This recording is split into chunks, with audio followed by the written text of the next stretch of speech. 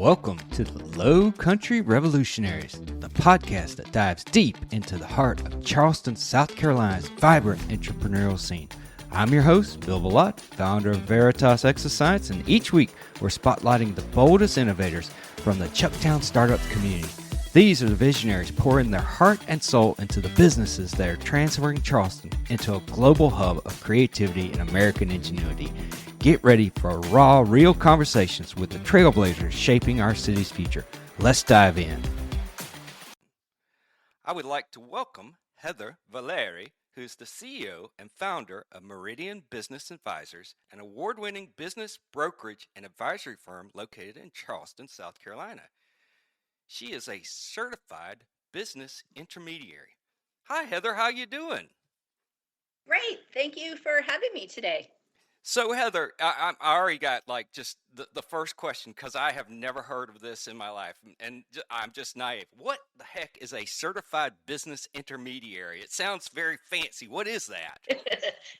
Yes, I am basically a certified business broker. Unfortunately, there's not a lot of regulation or licensing similarities between states or between companies of business brokers. So unfortunately, somebody might wake up tomorrow and say, I'm going to be a business broker and I'm going to print out business cards, but it doesn't mean they have any education or real world experience or stick to industry best practices. So for me, that is showing that I adhere to industry best practices. I'm also involved in the business associations. I'm also a board of director.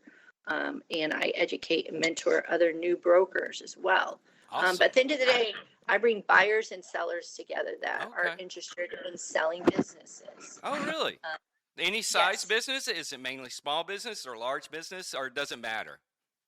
I mostly focus on small to medium-sized business.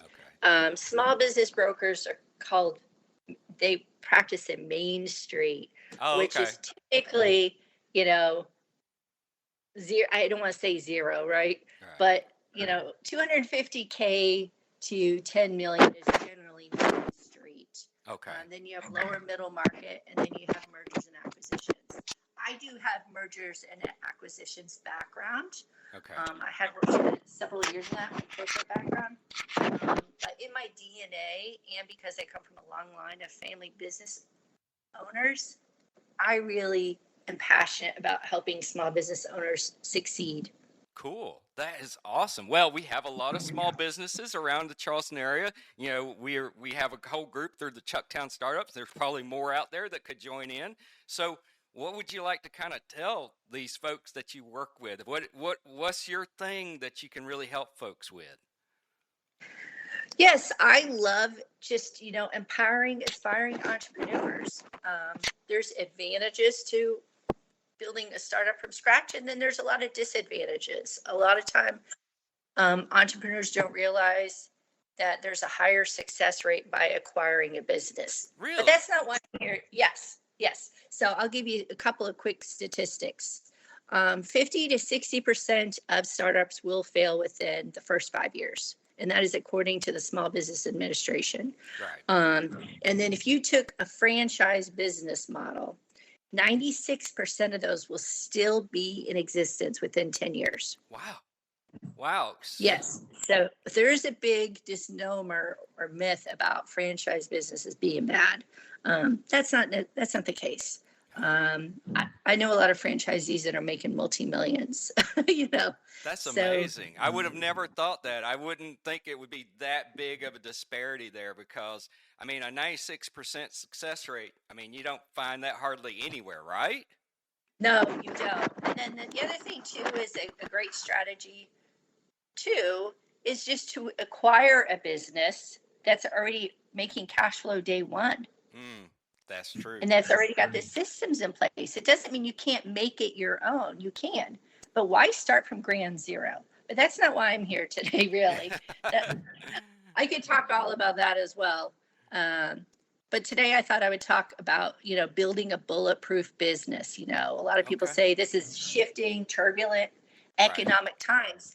And people throw, the buzzword, let's build a sustainable business. What what does it mean to build a sustainable business? Some people think that means environmentally sustainable. Right. In my mind, that's building a bulletproof business that can withstand shifting economic times and policy. It sounds very similar. Like I talk to financial management type people. It sounds very similar language to what you hear from those folks, which is building a bulletproof or a robust portfolio where you have diversity and all that kind of stuff. Is that what you're talking about? Is it something similar to that?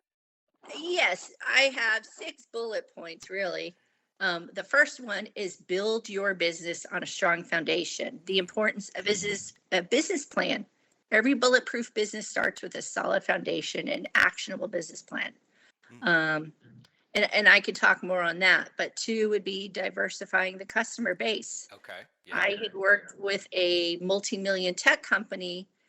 They brought me in, they wanted me to bring them to market to sell. Right. And I said, hold up, your company is high risk. And like, what the heck are you talking about, Heather? That's not why we brought you in. I'm like, well, over 80% of your client base is from one client. Oh, wow. Yeah, that is high risk. That's high risk. Right. You're going to be bankrupt tomorrow. Yeah. So I worked with them to diversify their customer base in different industries because that 180% was in the telecom. I got them government contracts. I also worked with them to secure several healthcare clients as well. Nice.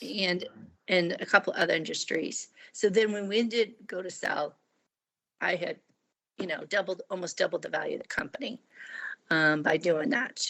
So diversifying the customer base, that is key.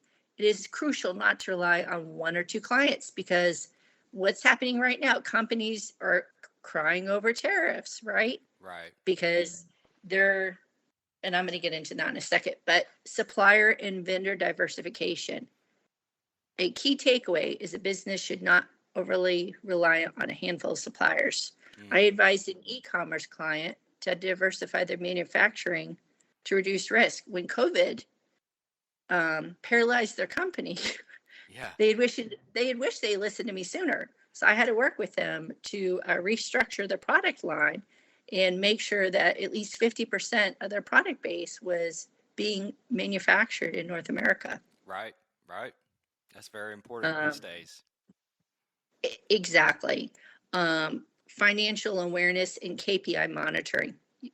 Businesses, I don't care if you're making $5 or $50,000 or $500,000 or $5 million, but you need to understand your financial performance and know your KPIs. If you don't understand that, then you need to hire someone that does. You need to have a proactive accountant, a CPA, or a fractional CPO, a CFO, sorry. They will work with you to scale their services as you scale. Even like trying to figure out what is your key performance indicators. It's like, I barely know what the acronym is. What do you mean monitor these things? I don't even know what they are, right? Exactly. And I would be happy to take a call if someone doesn't know what their KPIs are. Call me and I'll answer that for them over the phone. Because you'd be surprised how many I do educate on that. But I had one construction company who was $500,000 short of hitting their revenue goal. Wow. Now, fortunately, he realized this mid-year. And I knew what the problem was, but I also knew he had kind of a narrow mindset on what his customer base should be. So I had to work with him to analyze his product offerings, do some math, show him what his actual labor costs were. I literally had to map it out on a whiteboard for several hours so he could see the proof. Yeah. Because he was just a different type of thinker. And right. Proof is in the pudding. So after several hours of showing him all the math and everything, the light bulb went off. You're right. And after he implemented the changes I recommended for him, he exceeded his revenue goal that year. That's great. And I'll tell you what, he went from sleepless nights, knots in his stomach, his wife mad at him, to they both being happy, Yeah. Hey, that's all that matters in the world. It's like if your family's happy with you, you're in pretty good shape, right? Exactly. And then understanding your target clients. You'd be surprised when somebody starts a business, they think, oh, I'm going to sell to everybody, or I'm going to sell all these services to these type of people. You'd be surprised how often that is wrong. I'll give you an example. I worked with a medical practice that wasn't reaching affluent clients that could actually afford their services. Right. Right. I'm like, That's how kind of can you key. hit this goal if you're targeting and marketing to these people over here? I said, I appreciate your passion for service. Right. I said, why don't you offer a group coaching or group health treatment for, it was a mental health practice for that client base, so they still have access to you. Right.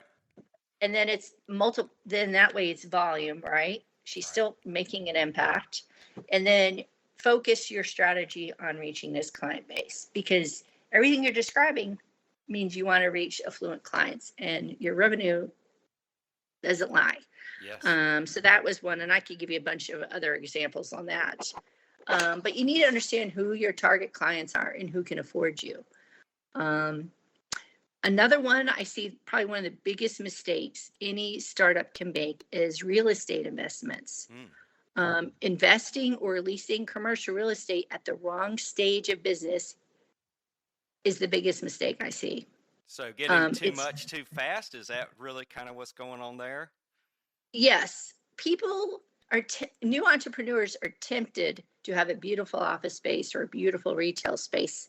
Right. And unfortunately, when they, call a commercial real estate firm, not us, or a lawyer and say, hey, I want you to review this lease for me, no one is saying you shouldn't do this. Yeah. When they call me, I'll say you should do this or you shouldn't do this, and here's why. I guided a yoga practitioner who wanted to rent an expensive studio. I advised her against it, and she was shocked. I said, that rent would consume 50% of her profits. I said, instead, let's utilize your network to offer classes at different locations and allowing her to grow without that hefty overhead. And now, using other space, it's only costing her 10% of her profit margins. That's smart. That's real smart. Exactly. And I told her, I said, if and when you do rent a space, you want to make sure it's below 30% of your profit margin. Yeah, that's very much like buying, a house, to live in. It's like, hey, if you're eating up more than 20 to 30% of your income to afford the house, you're starting to get into trouble areas. I've heard that over and over again, right? Exactly. I had a seasoned, mature, older optometrist that had been referred to me because she wanted to sell a practice. Well, then she had two problems.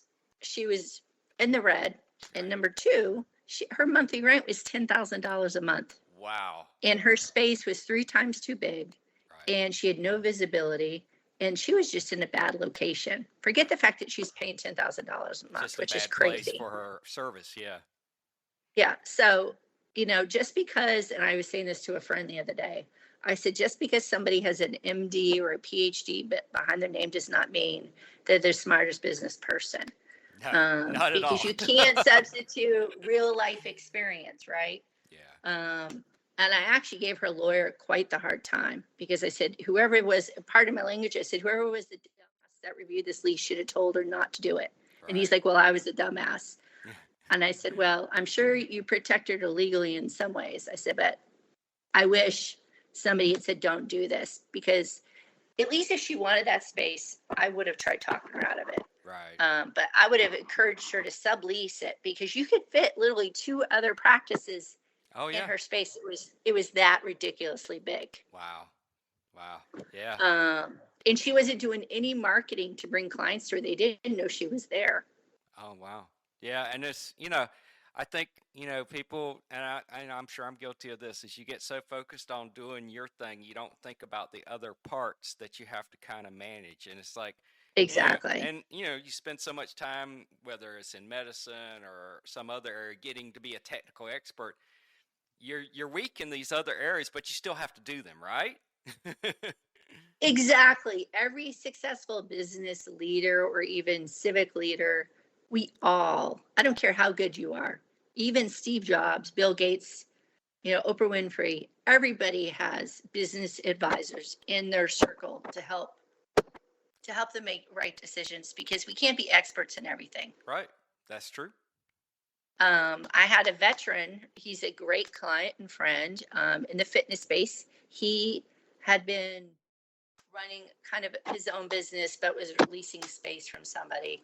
And he always wanted his own studio. And you'd say, Heather, you got to find me a studio. I'm like, hold on, I will call you when it's the right time. Just trust me. Nice. And he, every few months he'd call me. I'm like, just trust me.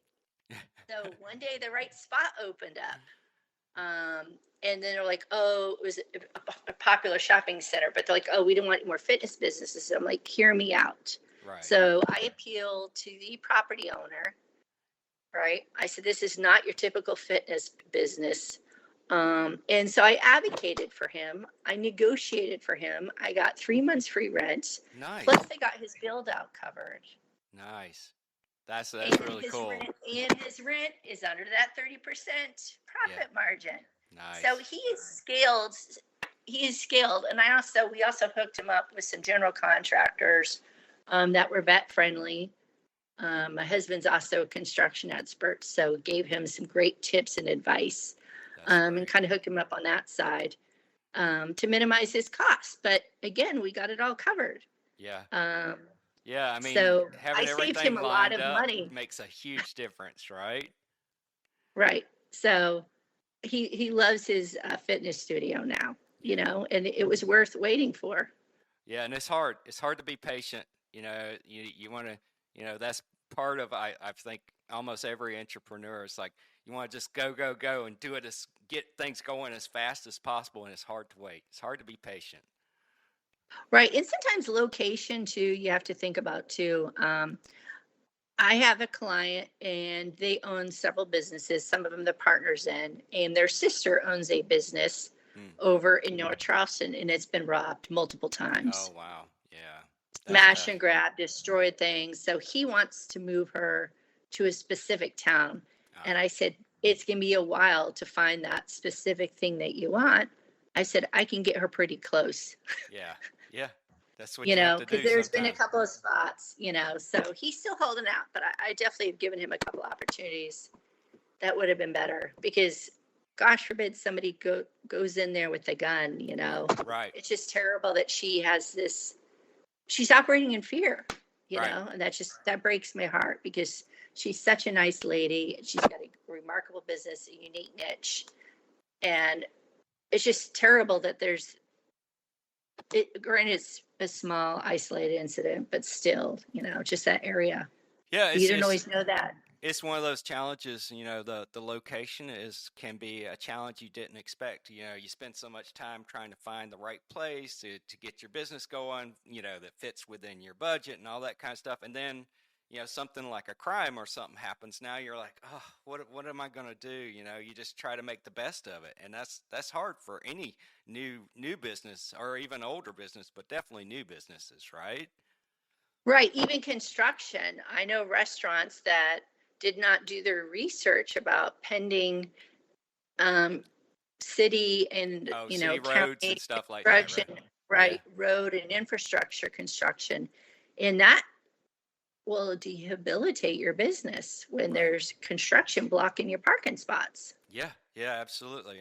That's another consideration when you're expecting customers to be coming in or to be able to see your business, and then all of a sudden there's a major construction project. Oh my gosh, you're down basically. It's like you might as well just wait until it's over. It's that bad sometimes, I suspect. Right. And most landlords don't care. Their attitude is you signed a contract, 3 to 5 years. Yeah. You're going to have to pay your rent. So there's just a lot of things that people should look at besides what is their monthly rent payment before they sign dotted line, or if they buy space too. A lot of times buying real estate might be a better investment. Wow. In the long run, because the SBA does have programs where you could buy commercial real estate for as little as 10 to 20% down. Wow.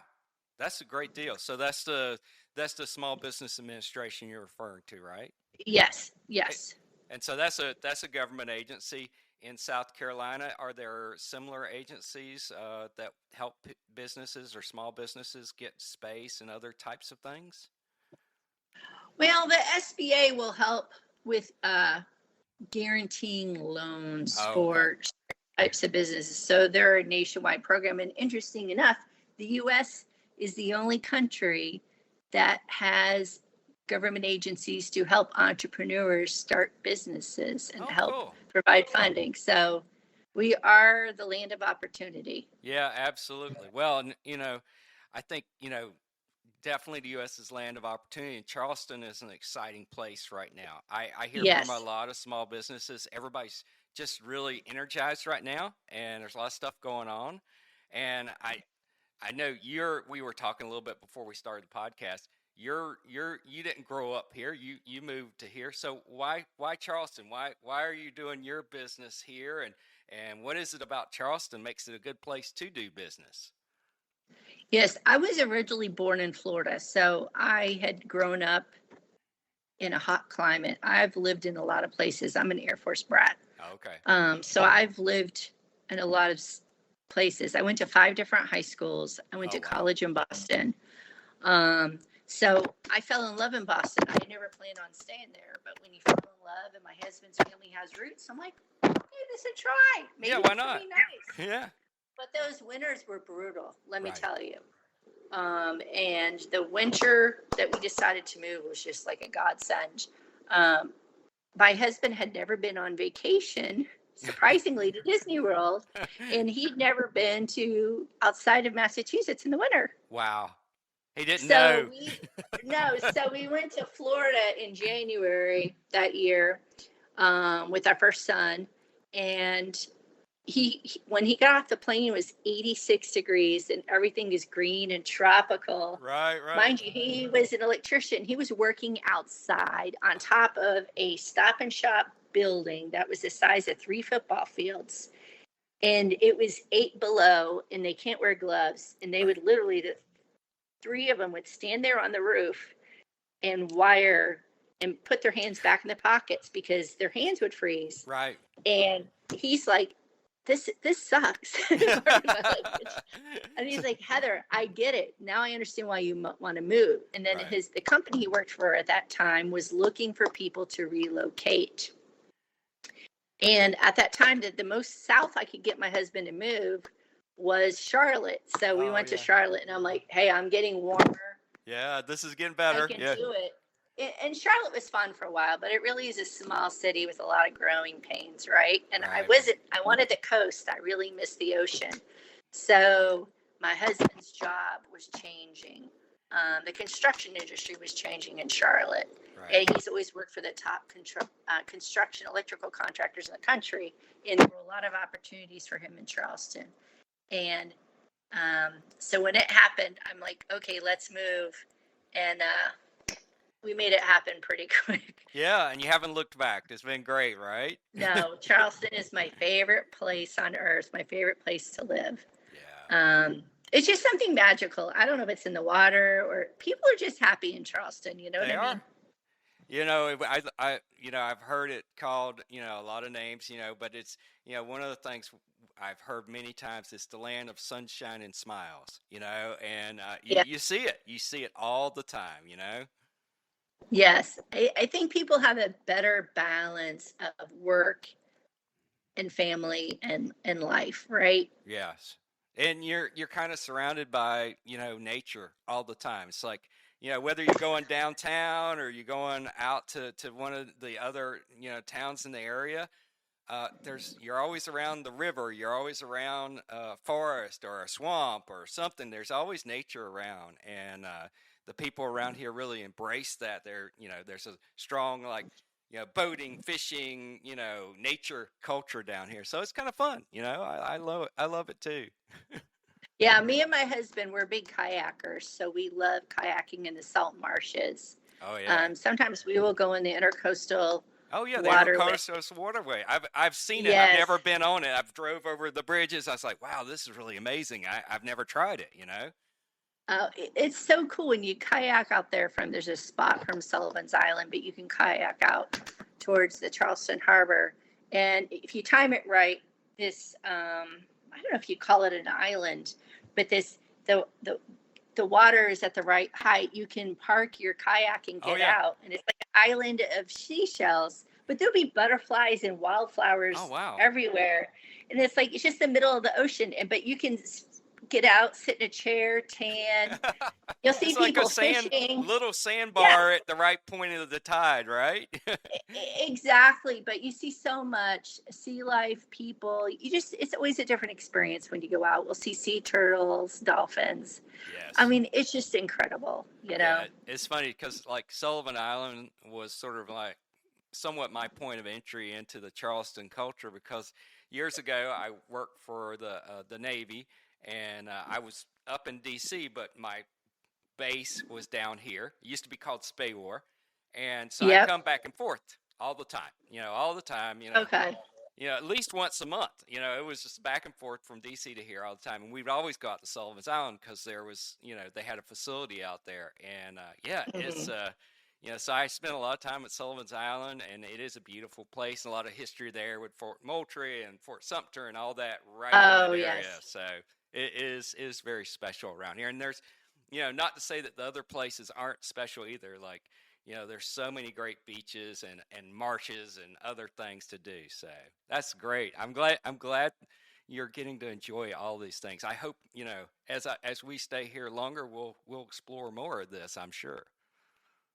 Oh, yeah. And I know you said you had kids. My youngest loves kayaking. He's at college now over at Clemson, but he had the fortunate to have a marine biology teacher that would take them out kayaking.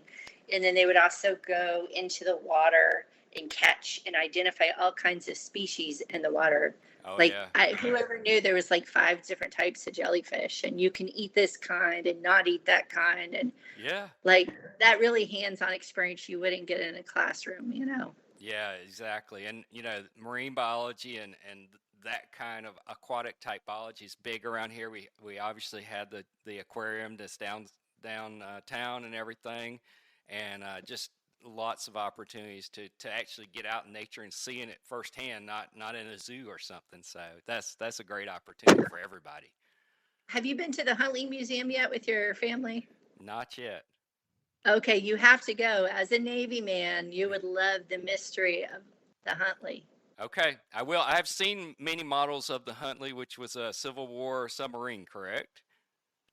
Yes, but there was a whole mystery of how did these people die, Ooh. perfectly preserved in the submarine. Okay, well, I think we should do like an episode about this mystery of the Huntley, at least 1 or 2, because that would be loads of fun. I'm sure people would be very interested, even though it's not necessarily about entrepreneurs. I think it'd be an interesting conversation. Well, it is because the Hunt for Red October movie, right? Yes, indeed.